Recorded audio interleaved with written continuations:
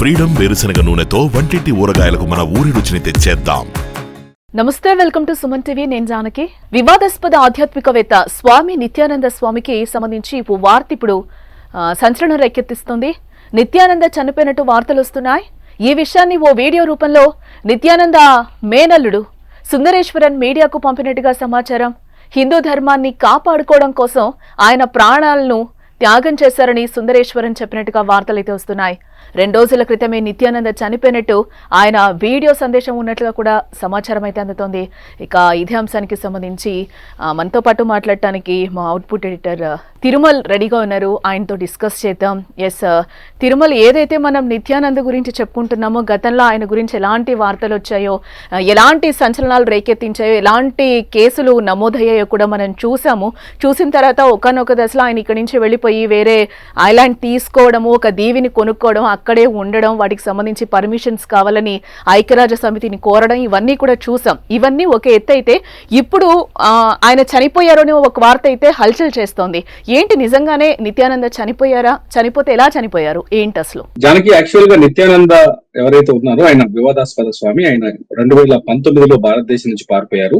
ఆ తర్వాత ఆయన పైన ఇండియాలో రేప్ అండ్ లైంగిక వేధింపుల కేసులు ఉన్నాయి. ఈ కేసులకి కోర్టులో కూడా హాజరు కావాల్సింది. ఈలోపే ఆయన ఈక్వడార్ సమీపంలోని ఒక దీవికి పారిపోయారు. ఆ దీవిలో ఓ దీవిని కొనుక్కున్నారు. ఆ దీవికి కైలాస అని పేరు పెట్టారు.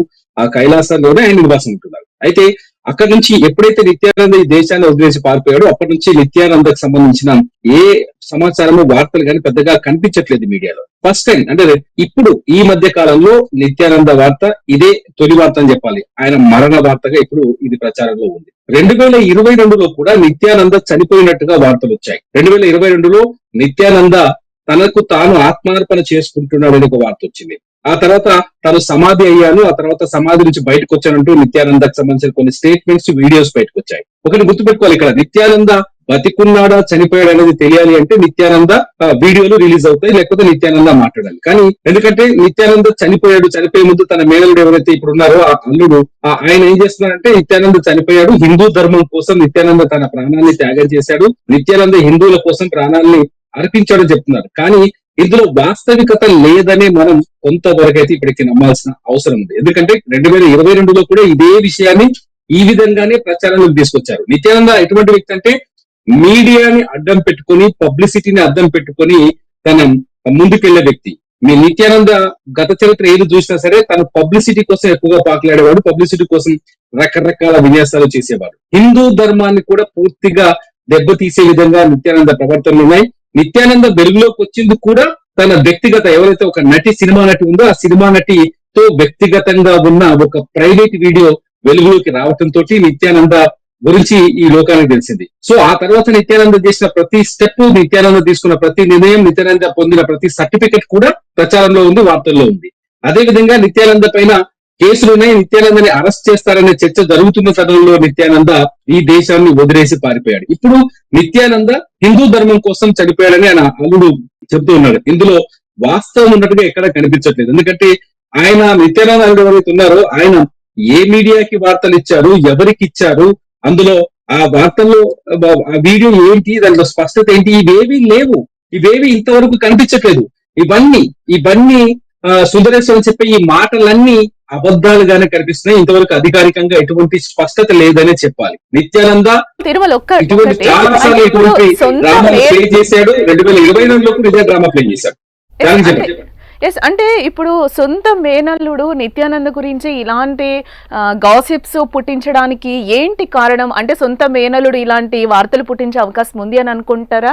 లేకపోతే ఇందాక మీరు చెప్పారు అంటే నిత్యానంద ఫస్ట్ నుంచి చేసినవన్నీ కూడా మీడియాని అడ్డం పెట్టుకుని, లేకపోతే మీడియా అటెన్షన్, అందరూ కూడా ఒక అటెన్షన్ కోసం ఆయన చాలా వరకు చేసిన సిచ్యువేషన్ కనిపిస్తుంది. సో మళ్ళీ నిత్యానందని జనాలందరూ మర్చిపోయారు అన్న ఉద్దేశంతో మళ్ళీ అట్లాంటి అటెన్షన్ కోసమే ఇదంతా క్రియేట్ చేశారని అనుకోవచ్చా, లేకపోతే ఏంటి మీ అనాలిసిస్?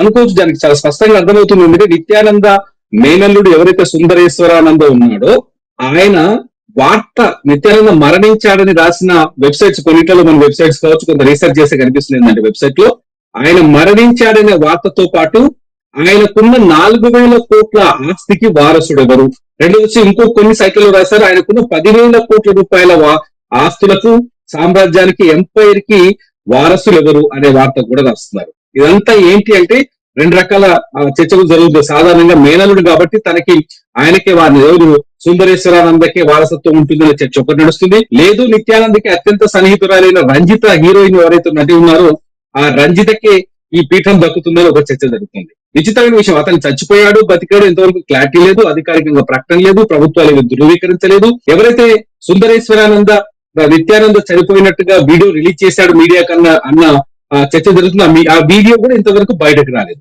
ఇదంతా చూస్తుంటే ఏదో చిన్న గేమ్ లాగా కనిపిస్తుంది, లేకపోతే మీడియా అటెన్షన్ ని తన వైపు తిప్పుకోవడానికి నిత్యానంద ఆడిస్తున్న గేమ్ గా కనిపిస్తుంది. నిత్యానంద ఇటువంటి గేమ్స్ చాలా ఆడాడు, గతంలో కూడా చాలా రోజులు ఆడారు.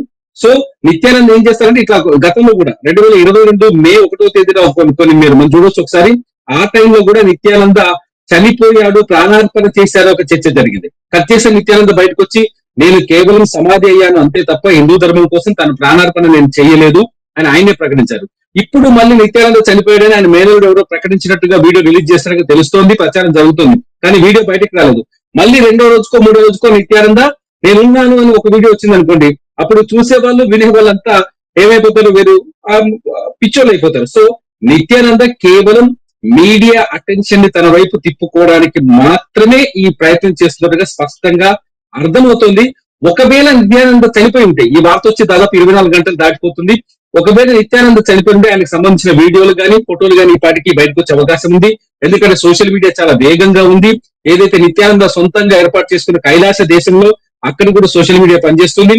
అక్కడ కూడా నిత్యానంద సంబంధించిన శిష్యులు చాలా మంది ఉన్నారు, వాటిని బయటకు తీసుకొచ్చే వాళ్ళు చాలా మంది ఉంటారు. ఇవేవి కనిపించట్లేదు. కేవలం కొన్ని వెబ్సైట్లలో కొన్ని వార్తా సంస్థల్లో డౌట్ఫుల్ గానే క్వశ్చన్ మార్కులు పెట్టి ఆశ్చర్యాధికారులు పెట్టి నిత్యానంద మరణించాడా, నిత్యానంద కన్నుమూత అని పెడుతున్నారు తప్ప ఇంతవరకు అధికారికమైన ప్రకటన లేదు, ఆ మేనలుడి స్టేటస్ లేదు, ఆ మేనలుడి వాయిస్ లేదు, ఎవరు ఈ అంశాన్ని ధృవీకరించిన సందర్భాలు లేవు. దానికి ఇది పక్కా ఒక గేమ్ ప్లాన్. అయితే నిత్యానంద గేమ్ ప్లాన్ అయి ఉండాలి, లేకపోతే ఎవరో ఒకరు సృష్టించిన వదంత అయి ఉండాలని మాత్రం అర్థమవుతుంది ఇక్కడ. ఎస్, అంటే డయాలసిస్ చేయించుకుంటూ కూడా 2 days ముందు మరణించారు నిత్యానంద అనే వార్తల్ని పూర్తిగా మనం కొట్టి పారేయొచ్చు అంటారా? తిరుమల ఏంటి? మొదటి నుంచి ఒక చర్చ జరుగుతుంది. నిత్యానంద కొంత అనారోగ్యానికి గురయ్యాడు. నిత్యానంద ఏదైతే గతంలో 2022లో సమాధి అవ్వడానికి ప్రయత్నించారో ఆ సమయంలో నిత్యానంద ఆరోగ్యం పూర్తిగా దెబ్బతిన్నదని ఒక చర్చ ఉంది. అప్పటి నుంచి నిత్యానంద వైద్యుల సహకారంతో కొంత వైద్య చికిత్స పొందుతున్నాడు.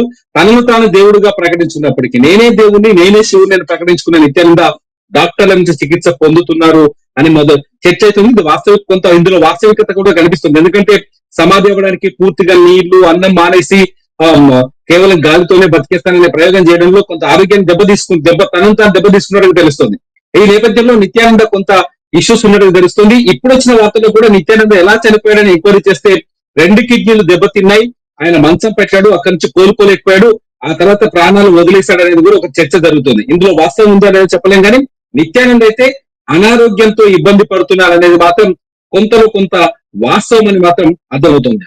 ఎస్, మొత్తానికి ఫైనల్ గా నిత్యానంద చనిపోయారా లేదా అనేది ఒక పెద్ద క్వశ్చన్ మార్క్ గానే మనం చూడాలి. ఎందుకనంటే గతంలో కూడా ఇలాంటి వదంతులు వచ్చినప్పుడు లేదు నేను చనిపోలేదు బతికే ఉన్నానని కూడా ఆయన చాలా సందర్భాల్లో చెప్పిన సిచ్యువేషన్ మనం చూసాం కూడా. ఎస్, దీనికి సంబంధించి అయితే ఎక్కడ కూడా ఒక వీడియో కానీ ఒక ఫోటో కానీ నిత్యానంద చనిపోయారు అని ఫోటోస్ ఇప్పటి వరకు బయటకి రాని సిచ్యువేషన్ అయితే మనకు కనిపిస్తుంది. ఎస్, గతంలో ఎలాగైతే చనిపోయారు ఒక అటెన్షన్ ని క్రియేట్ చేశారో ఇప్పుడు మళ్ళీ కూడా మీడియా అటెన్షన్ ని క్రియేట్ చేశారా? April 1 సందర్భంగా ఆయన ఏప్రిల్ ఫూల్స్ ని చేశారా, లేకపోతే ఆయన మళ్ళీ బతికొస్తారా అనే అంశం కూడా మనం చూడాలి.